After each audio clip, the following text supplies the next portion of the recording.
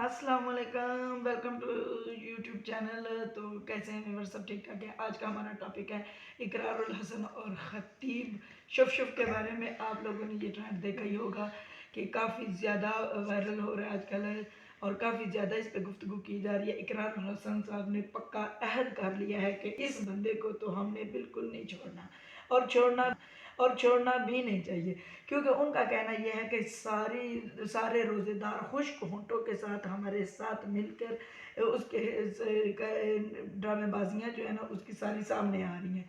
ठीक है, उनके कहने के मुताबिक ये है कि जी ये एक ड्रामेबाज और फितना है और मुझे और आप लोगों को सबको इसके खिलाफ जद्दोजहद करनी चाहिए। इसको पर्दाफाश करने के लिए हमें जहाँ तक हो सकता है हमें जाना चाहिए और वाकई ही जाना चाहिए। उनकी ये सारी बात बिल्कुल ठीक है।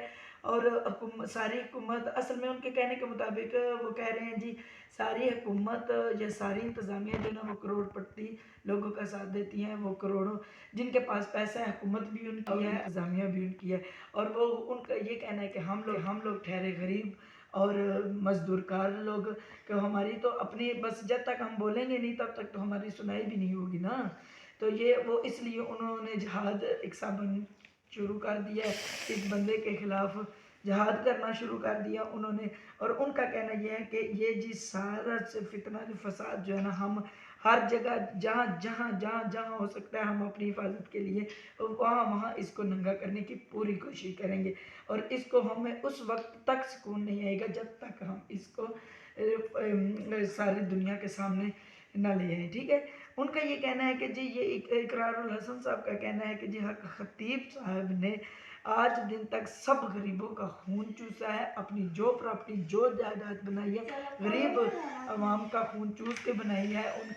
उनको दम दरूद करके पैसे लेके और उनके इज़्ज़तों को पामाल किया है, बच्चों का खून चूसा है। तो इस ज़रिए से हम इनकी सारी जो प्रॉपर्टी है जायदाद है वो जब्त कर लेनी चाहिए। इसमें इनका कोई हक दखल नहीं है, ये सब गरीबों का हक है। गरीबों के पैसे उनका खून चूस के उनकी मजदूरियाँ करके जो लोग अक्सर जो लोग या औरतें खास करके जो ज़माना जहलियत से इस चीज़ का ताल्लुक़ रखती हैं, उन्होंने ये चीज़ को आगे बढ़ावा दिया था।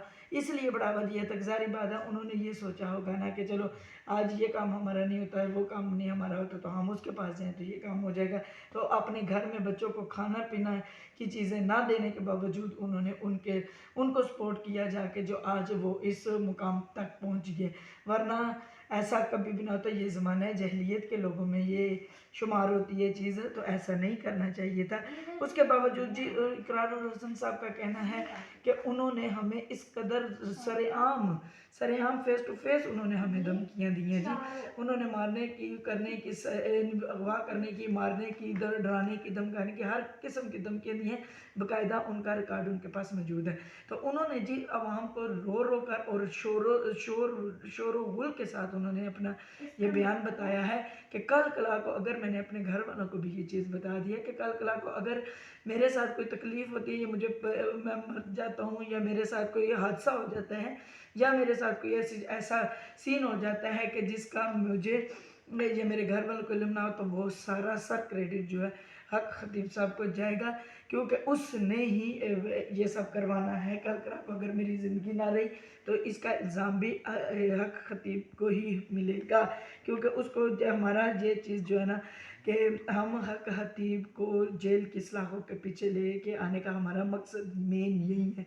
क्योंकि इकरारुल हसन साहब का कहना है कि हम जब तक इनको पूरी दुनिया के सामने नंगा नहीं करेंगे, हर शहर में, हर यूनिवर्सिटी में, हर कॉलेज में जाके इनकी असलियत बताएंगे, ताकि लोग आने वाले जो नस्लें हैं या लोग हैं वो इस बात पे होशियार रहें कि ऐसा ये सब झूठ और फ्रॉड है, इसमें कोई सच्चाई नहीं, कोई कुछ भी नहीं है। सब अपने अपने पैसे रुपए कमाने के मकसद और चक्कर में लगे हुए हैं। ठीक है, ये सब झूठ है, फ़रेब है।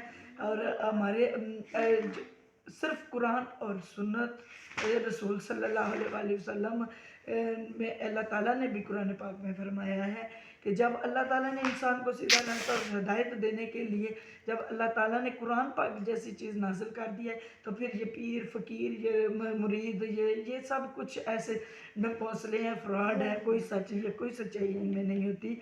तो इसलिए जी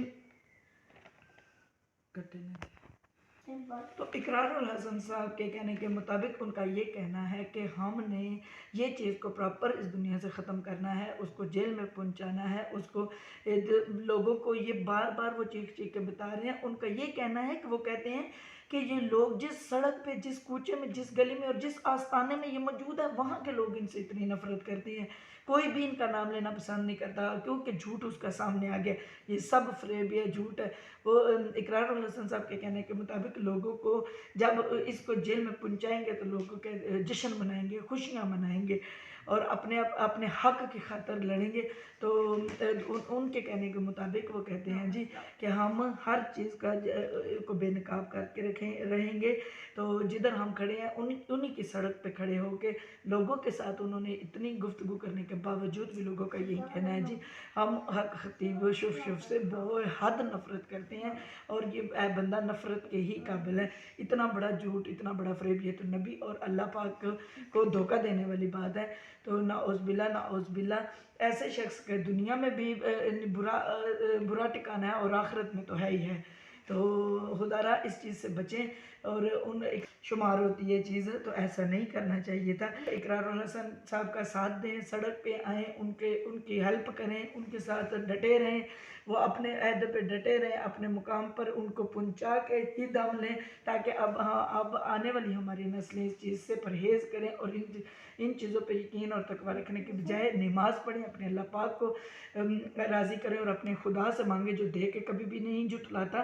تو اقرار الحسن صاحب ویری نائس، گڈ، ہم سب آپ کے ساتھ ہیں، اللہ پاک آپ کو حفظ و ایمان میں رکھے اور آپ کو آپ کے جائز اور نیک مقصد میں اللہ پاک آپ کو کامیاب کرے۔ ہماری دعائیں ہمیشہ آپ کے ساتھ ہیں اور انشاءاللہ اس برائی کا ضرور خاتمہ ہوگا۔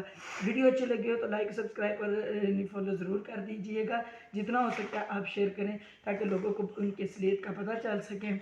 تو انشاءاللہ جو ملتے ہیں کل نئی ویڈیو میں اس نئے ٹاپک کے ساتھ، اپنے پیاری سونی کو اجازت دیجیے۔ السلام علیکم، اللہ حافظ۔